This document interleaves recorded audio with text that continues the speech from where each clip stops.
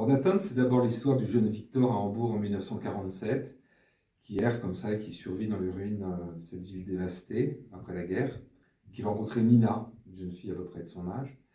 Et en atteinte, c'est quelques pages plus tard, Victor, qui est un écrivain à succès, qui lui aussi vit dans Hambourg, et qui, à la disparition de son grand-père, précisément Victor, va remonter en fait le fil des souvenirs et de sa famille.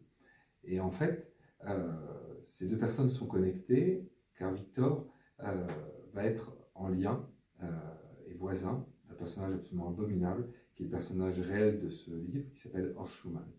Horst Schumann, c'est un Mengele inconnu, ni plus ni moins, peut-être même encore pire.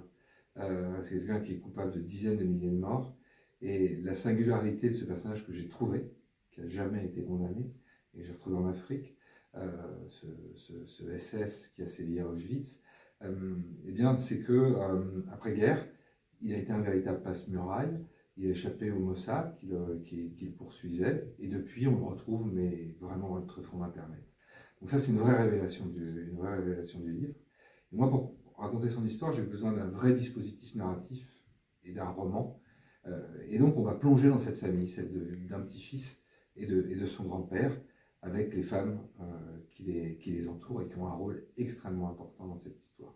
Donc, c'est à la fois de la grande histoire et c'est terriblement romanesque, j'espère addictif, et profondément, c'est un livre aussi de colère sur un impuni.